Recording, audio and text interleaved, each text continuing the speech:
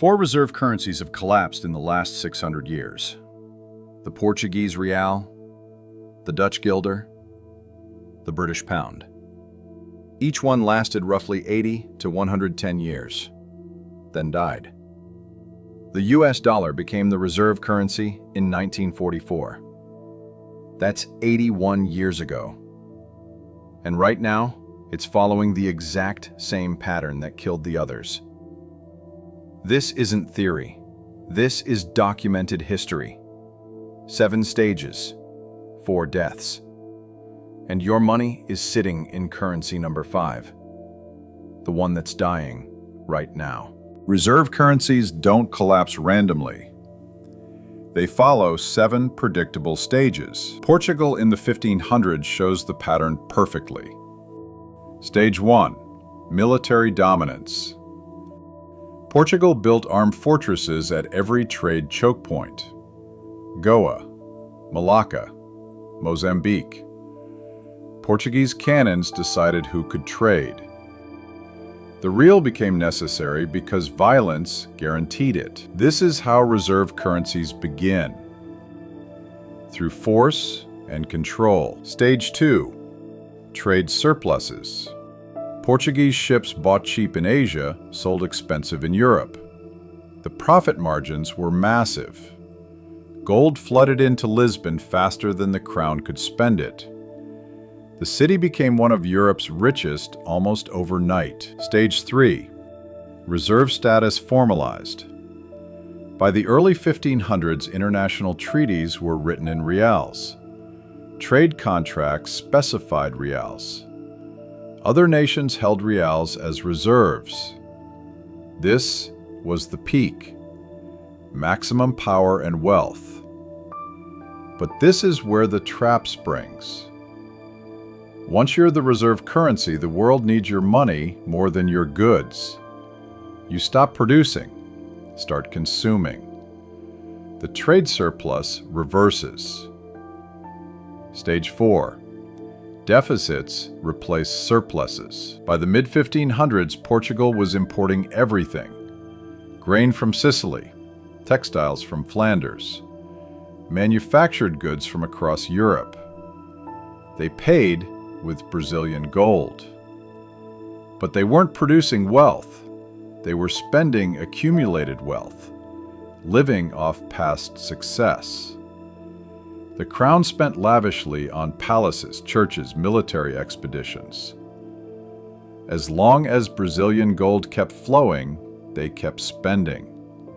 Nobody noticed the foundation cracking. Stage 5, currency debasement. When deficits became impossible to finance, Portugal did what every dying empire does. They debased the currency. They reduced silver content in coins, issued more reals than they had metal to back. The money supply expanded faster than the economy. Inflation exploded. Prices doubled, then tripled. Merchants who'd accepted reals for decades started refusing them. The currency was dying. Stage 6, loss of confidence. By the 1570s and 1580s, international merchants demanded Spanish silver instead of reals. Trade contracts shifted. Asian merchants rejected reals entirely. The real was collapsing through mathematics and loss of trust. Stage 7, replacement. Spain discovered massive silver deposits in the Americas. Potosí, Zacatecas. These mines produced more silver than the world combined. Spanish coins became abundant, standardized, trusted. By 1600, the Portuguese real was irrelevant. A historical footnote. 7 stages. 80 years from peak to collapse. Mathematical certainty. And America has completed stages 1 through 4, deep into 5 right now. After World War II, America dominated completely. Stage 1 was immediate. The US Navy became the most powerful maritime force in history. 11 aircraft carrier battle groups, more firepower than the rest of the world combined. But the real dominance is geographic control. The US maintains bases near every critical trade choke point on Earth. Strait of Hormuz, where a third of oil passes through. Suez Canal connecting Europe and Asia. Panama Canal linking Atlantic and Pacific. Strait of Malacca between Indian and Pacific Oceans. Every major shipping lane depends on American security. Global commerce floats on American warships. That's stage 1, complete. Stage 2 happened even faster. From 1945 to 1970, America ran the largest trade surplus in human history. After the war, every other industrial power was destroyed. Europe's factories were rubble. Japan's cities were ash. Only American infrastructure remained intact and expanded. The world needed to rebuild. Only America could supply it. American companies exported machinery, automobiles, steel, consumer goods, technology to everyone, everywhere. Dollars flooded into foreign central banks faster than they could recycle them. US gold reserves hit over 20,000 tons by the 1950s, more than the rest of the world combined. Peak economic dominance. Stage 2, complete. Then came July 1944. Bretton Woods. Stage 3. 44 nations gathered in New Hampshire and made it official. The dollar would become the world's reserve currency. Other currencies would peg to the dollar. The dollar would peg to gold at $35 per ounce. The IMF and World Bank were created to manage this system. The most explicit formalization of reserve status in history. This was peak power, but also the moment the trap closed. Because to be the reserve currency, the world needs constant dollar supply. America must send dollars abroad continuously, must run deficits, must import more than it exports. It's mathematically impossible to avoid. One or the other. You can't have both. Stage 3 always leads to stage 4. And stage 4 arrived on schedule, August 1971. Nixon closes the gold window. The dollar no longer convertible to gold. The peg broken. The surplus never returned. By the 1980s, America was running deficits. By the 2000s, $800 billion deficits annually. By 2024, even larger and growing. America now imports everything. Electronics from Asia, cars from Europe and Japan, textiles from Bangladesh, oil from the Middle East, consumer goods from China, everything from everywhere. How is this financed year after year? By exporting dollars, by printing paper and importing real goods. This works only because the dollar is still the reserve currency. Other nations still need dollars. They have no choice. But this is exactly what Portugal did, living beyond means, consuming accumulated wealth. Stage 4, complete. Which brings us to right now. Stage 5, September 2008, Lehman Brothers collapsed. Credit markets froze. The financial system teetered on total breakdown. The Federal Reserve's response was unprecedented. They began creating money on a scale never seen in peacetime. They called it quantitative easing. From 2008 to 2014, the Fed created $3.5 trillion. Not borrowed, created from nothing. Then came 2020, COVID-19. The money printing from 2008 looked small compared to what came next. From 2020 to 2022, another $7 trillion created. 10 trillion total in 14 years. More money created in 14 years than existed in the entire US economy in 1980. The money supply expanded faster than any point in American history outside total war. This is modern currency debasement. Portugal cut silver from coins. Britain abandoned gold. America prints trillions digitally. Same economic effect, different technology. And the results? Exactly what history predicts. Inflation. From 2000 to 2024, the dollar lost over half its purchasing power. Since 2020 alone, 25% gone. Your paycheck buys less every month. Savings accounts lose value sitting still. Retirement funds quietly melting. You're getting poorer, even if numbers look stable. But here's what makes this different from Portugal or Britain. When Portugal debased the real, Portuguese merchants suffered. When Britain devalued the pound, the Commonwealth hurt. Regional damage. When America prints dollars, the entire planet bleeds, because everyone holds dollars. Every central bank, every commodity priced in dollars, oil, gold, wheat, copper, all traded in dollars. When the Fed prints, it exports inflation globally. Foreign reserves evaporate. Their savings shrink. Their populations face higher import prices. And they can't escape. They're trapped in the dollar system. If they want to trade globally, they need dollars. But this is where confidence cracks. When nations realize they're being systematically robbed through inflation they can't control, they start looking for exits. Why hold reserves in a currency losing 25% in 4 years? Why price exports in a currency America debases at will?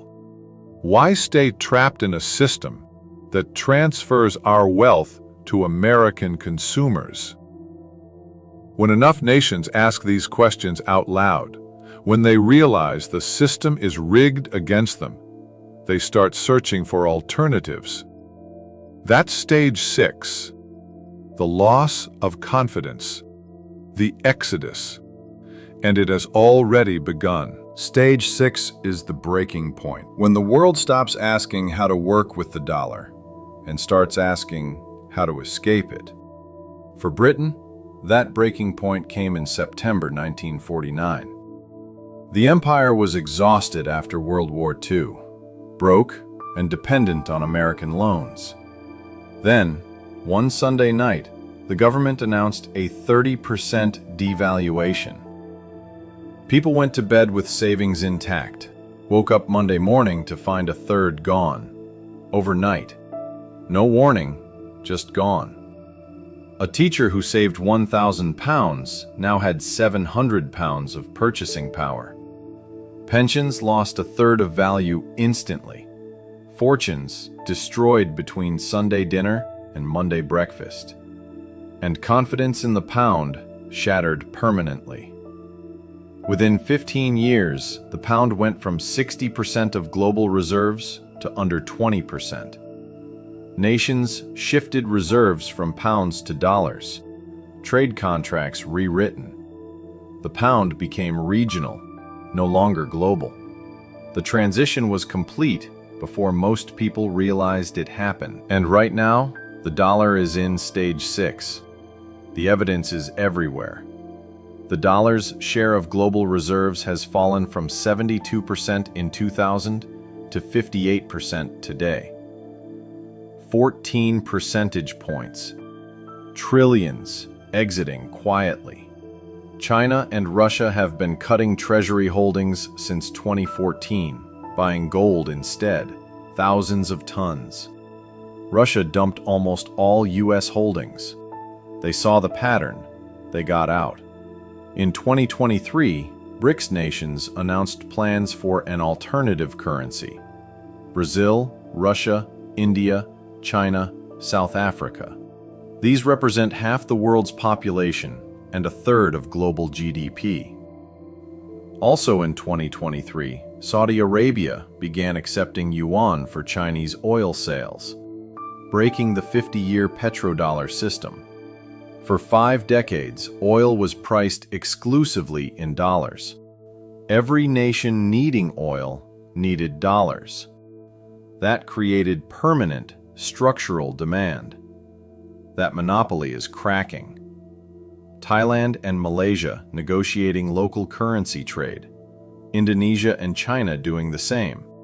Asian nations bypassing dollars entirely.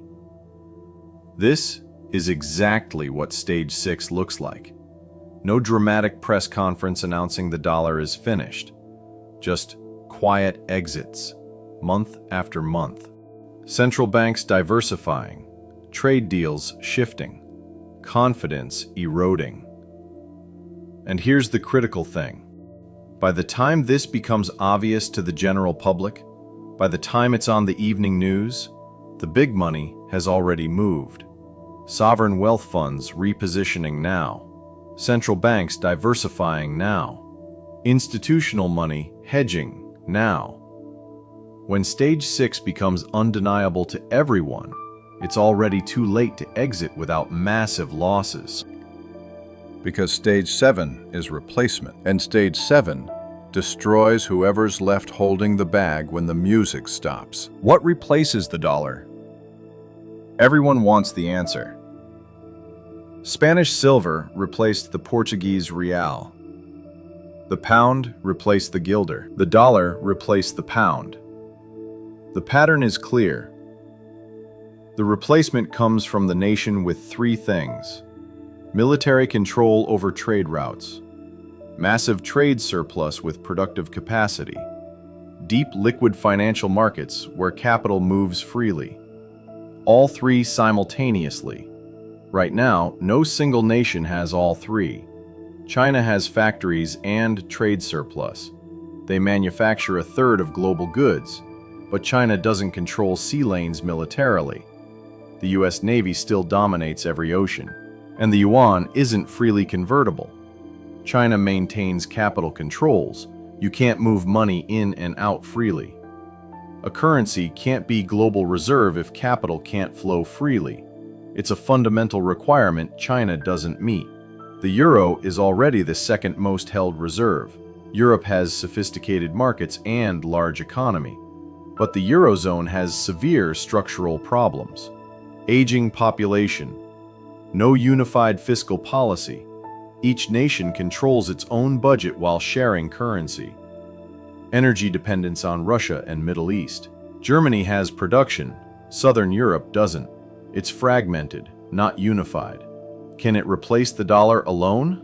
Very unlikely. Gold is becoming attractive. Central banks buying more gold now than any time since the 1970s. Gold can't be printed, can't be debased, can't be inflated away. But gold can't scale. Daily foreign exchange trading is over $7 trillion per day.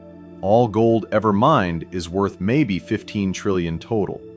The math doesn't work for gold alone unless prices increase by 10 times and the system rebuilds from scratch.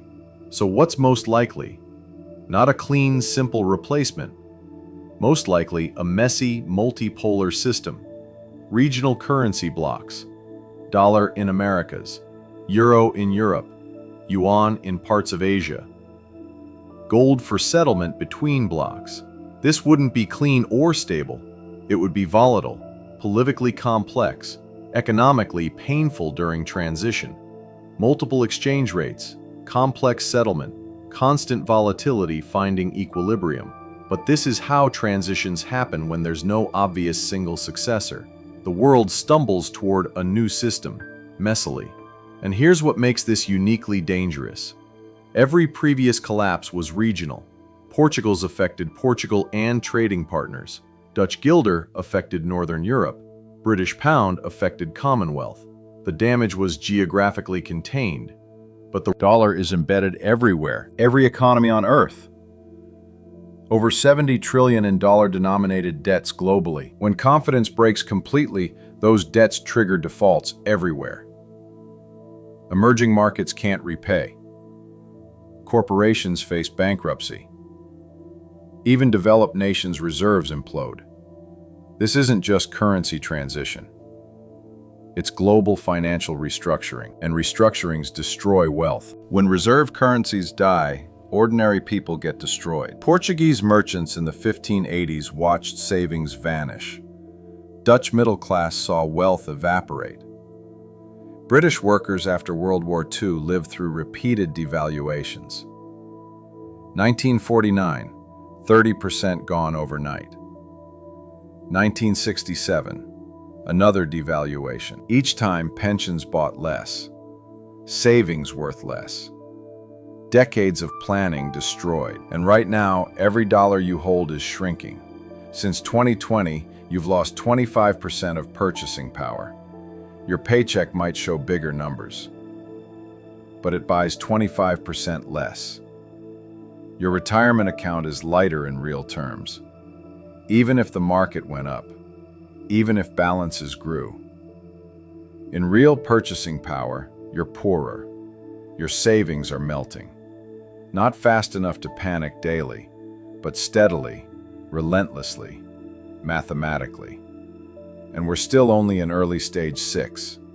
If the pattern holds, the next decade brings more inflation, more loss of purchasing power, more nations abandoning the dollar, more trade in other currencies, and eventually, a moment when confidence breaks not gradually but all at once.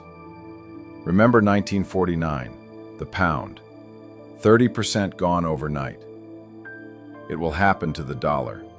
The only question is when. So what do? First, understand holding only dollars is risk, not safety. The dollar is losing reserve status slowly now, but slow can become fast very quickly. Diversify out of pure dollar exposure. This doesn't mean abandon dollars entirely.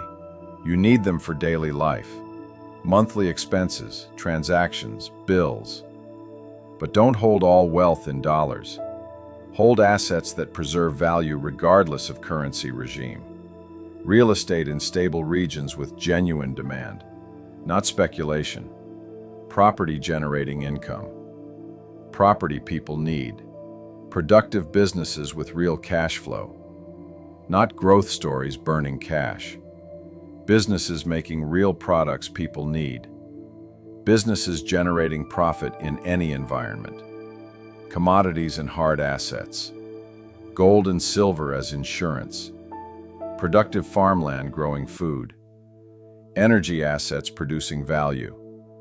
Things with intrinsic value remaining valuable whether dollar, yuan, euro, or something else dominates. Second, watch stage 6 indicators. Central bank reserve data. If dollar reserves keep falling, especially accelerating, transition is speeding up.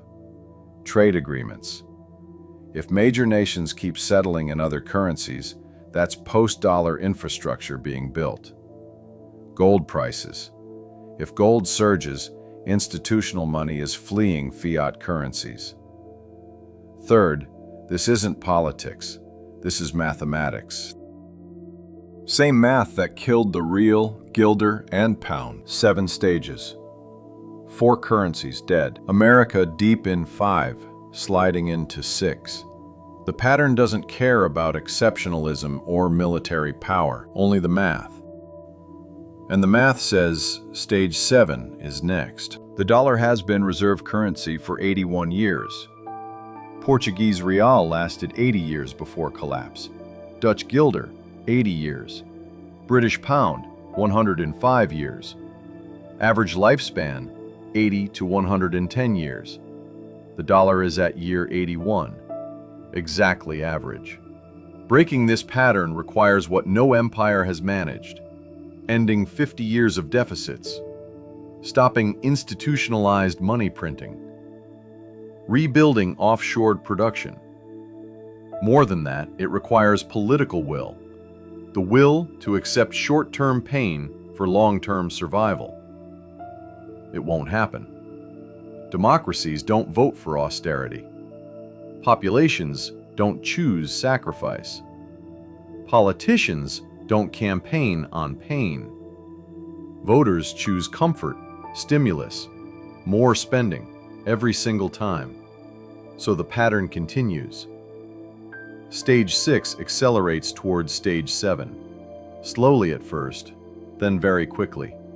Smart money is repositioning now, not in panic, not all at once, but systematically, quietly, over years. Portuguese merchants shifted to Spanish silver before the real collapsed. They saw it early. Dutch bankers moved capital to London before the guilder died. They understood what was coming. British elites moved into dollar assets before the pound fell. They positioned before it was obvious. Right now, the same repositioning is happening. Sovereign wealth funds diversifying. Central banks buying gold. Institutional money hedging dollar exposure. 7 stages, 4 dead currencies. Same pattern every time. 80 to 110 years from peak to collapse. The 5th currency is walking the same path. Stage 5, sliding into 6.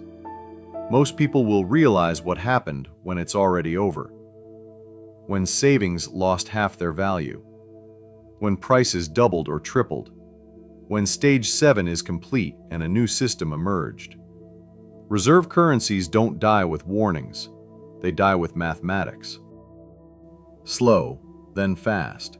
Ignored, then undeniable. And by the time everyone sees it, the transition is already complete. Subscribe to track Stage 6 in real time. The evidence is there. The data is public. The pattern is clear. The only question left is simple. Will you position yourself before the crowd panics and rushes for exits? Or will you wake up one morning wondering what happened to your money? 4 currencies dead. The US dollar is next. And history says Stage 7 is coming.